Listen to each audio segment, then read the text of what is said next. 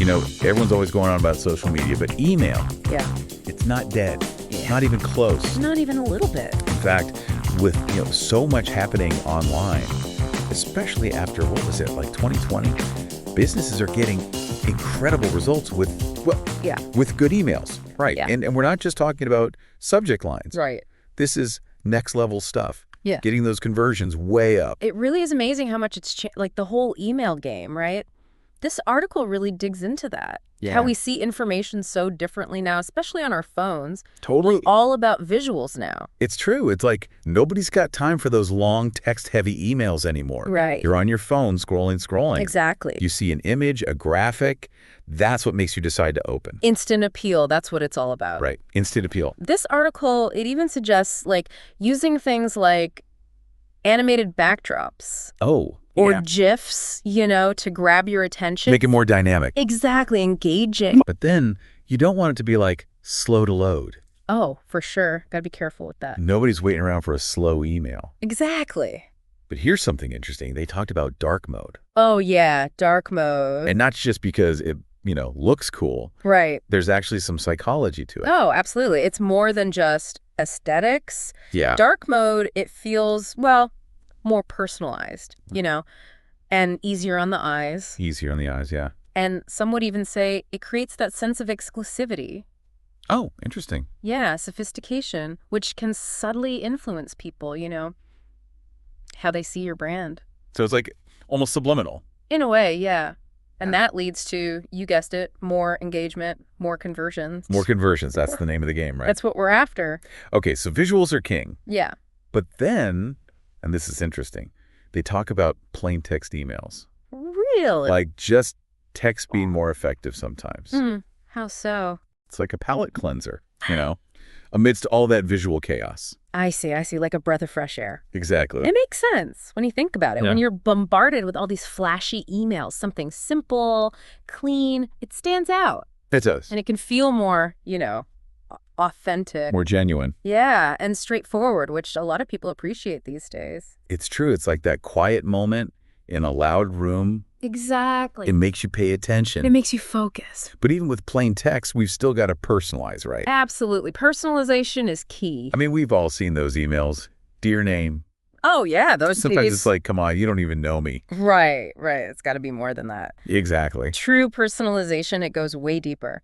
This article talks about location-based emails, for example. Okay, location-based, so imagine you get an email with deals at stores near you. Oh, that's smart. Or product recommendations based on what you've bought before. Okay, so they're really tailoring it to you. Exactly. It's like they understand you. That's powerful. It is. And that's how you build a relationship with your customer and ultimately drive those conversions. Yeah, it's like you really feel seen, Exactly. And when people feel seen, they trust you, they come back for more, and that's the conversions we're talking about. That's it. That's the goal. But personalization, it's not the only way to connect. Right. This article also talked about, user-generated content. Oh, interesting. Incorporating that into your emails, which... Yeah, instead of just showing models, you show exactly real people using your products, loving your products. It's like that social proof, right? Exactly. Social proof. It's so powerful. It makes you think, oh, if they like it, maybe I will too. Exactly. And it makes you feel like you're part of something bigger, A community. Yes, a community. And that's huge. Now, speaking of, well, not communities exactly, but something that's everywhere these days. Okay. AI. Yep. How does that play into all of this, high conversion emails? So think of AI as your secret weapon working behind the scenes. Okay. Constantly optimizing, Right. For example, the article mentioned using AI to analyze your email lists. Okay. And identify those subscribers who are, maybe not so interested anymore. Who are about to unsubscribe. Yeah, exactly. And by weeding them out, what happens? Well, I guess your emails go to the people who actually want them.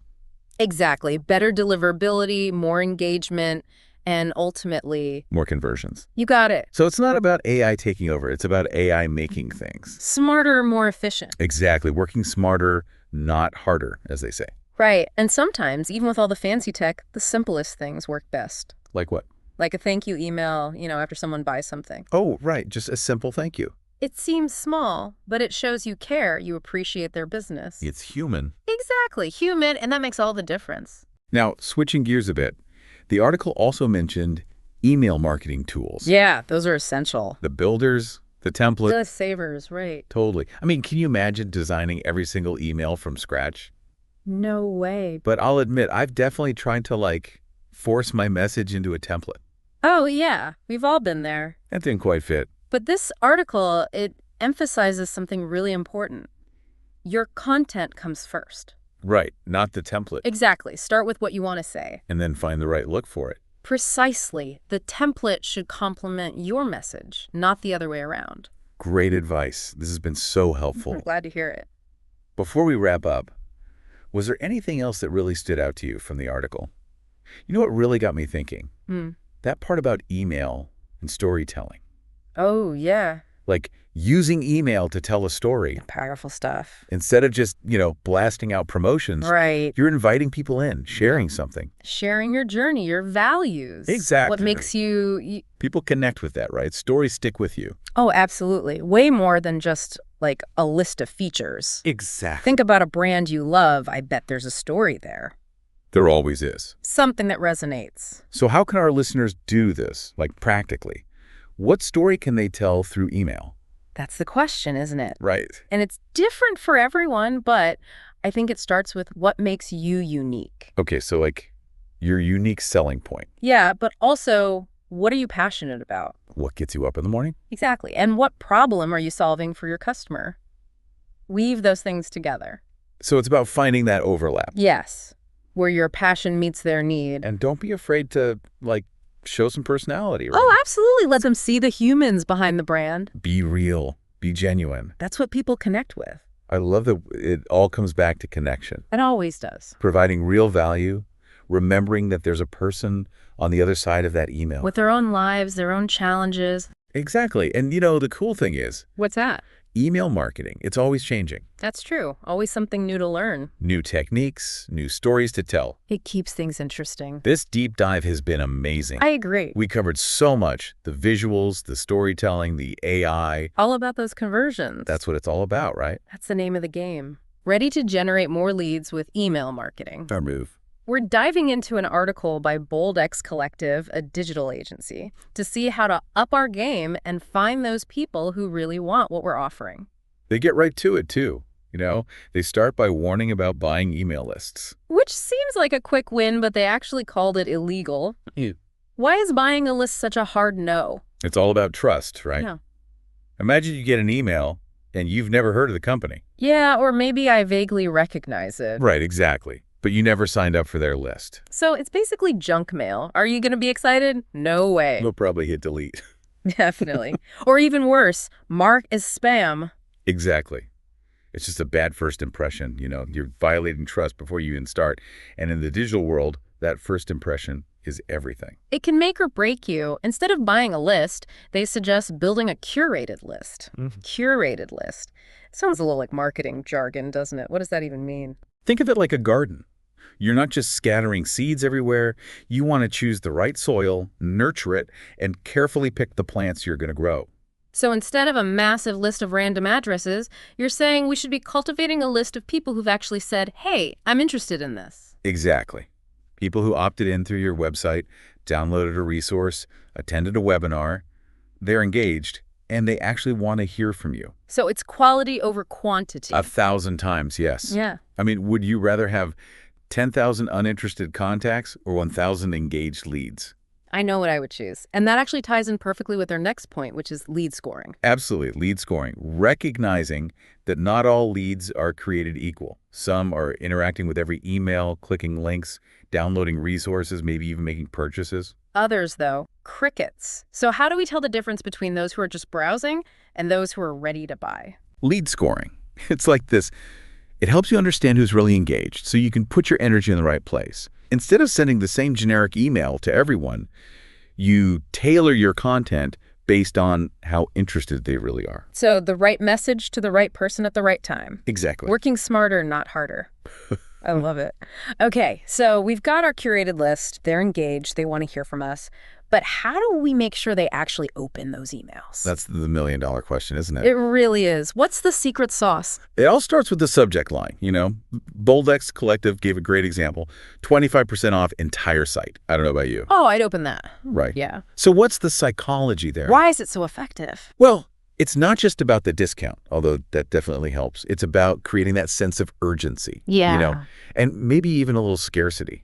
And that entire site part, that's just playing on the FOMO. Oh, absolutely. Fear of missing out. It's like this innate desire we all have to snag a good deal before it's gone. Right, right. Don't miss out. This might be your only chance. Exactly. But, you know, here's the thing. Even with the best subject line, if the rest of your email is a snooze fest, It's game over. it's over. You've only got a few seconds to capture their attention once they open that email. You've got to make it count. It's true. It's valuable real estate. Exactly. It's like, think of the front page of a newspaper, right? Yeah. The biggest stories, they're always above the fold. You know they're going to be seen. So what you see before you even scroll. Exactly. And Boldex Collective highlighted this study. They found that 57% of viewing time is spent above the fold on emails. Wow. So more than half the battle is won or lost right there. Absolutely. So, killer subject line. Our key message is front and center above the fold.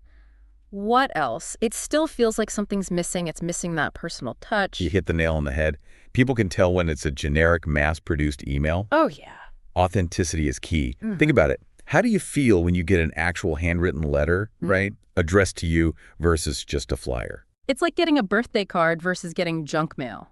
Exactly. So instead of putting valued customer or dear sir or madam, use their name. Personalization. Personalization. Make them feel seen. Okay, and what about who it's from? Is it better to have a real person's name or something more general like the team? You know, so many businesses get this wrong. They hide behind these generic email addresses, these team names, but people buy from people. Right. Ditch the Norply. Yes. Sign off with a real name. Exactly. Let your personality shine through a little bit. Maybe include a quick little story in your signature, something fun. Keep it real. But keep it brief because people are busy. Nobody wants to read a novel in their inbox. Oh my gosh, you're preaching to the choir here. Brevity is key. Boldex Collective, they get it. They emphasize that respecting your reader's time is crucial. It's not about a certain word count. Just get to the point. Get to the point. Exactly. Make it crystal clear what you want them to get out of this email. Use bullet points, headings, visuals, anything to make it easier to scan, right? You're competing with hundreds of other emails in their inbox. And nobody's got time for that. So concise, visually appealing, and personalized. I like it. But what about the tools? What do we use to create these amazing emails? Any recommendations from Boldex Collective? They had a few. They highlighted Privy, MailChimp, Klaviyo, and ActiveCampaign. Big names. Big names. All great options, but There's a but coming. you got to figure out what works best for you. What fits your needs and your budget. Exactly. So to take advantage of those free trials, play around and see which one really fits what you're trying to do. It's like test driving a car. Exactly. We want to buy it without taking it for a spin. All right. Anything else our listeners should keep in mind as they, go on their email marketing journeys? I think at the end of the day, what makes email marketing really work is building relationships. Yeah. Right? Giving people something of value and respecting their time. Like, treat your readers' inboxes the way you want yours to be treated. Exactly. And we've covered so much. But one thing that stood out to me from Boldex Collective, they really hammered home the content part of it. True. It's almost to the point where I thought, well, what about design? That's true. We barely talked about visuals, but a really well-designed email, that's persuasive. It is persuasive. Have you ever gotten one that was so visually cool you just had to click? Maybe it's got those stunning photos. Oh, yeah. Or really clever graphics. It's like the difference between, a plain text and then you get one with emojis and GIFs. 100%. It grabs your attention and it sticks with you. Totally. And with so many brands fighting for space in the inbox, a well-designed email, it's going to stand out. 100%. So, listeners, here's something to think about. As you're leveling up that email game, how can you make those emails more visually appealing? Because it's not just about looking pretty. It's about giving people an experience when they open that email. Ooh, I like that. And who knows, maybe we'll do a whole deep dive just on email design sometime. That'd be fun. But until then, if you want us to tackle your specific email marketing problems, you know where to find us. Hit us up on social media. We love hearing from you. Until next time, happy emailing.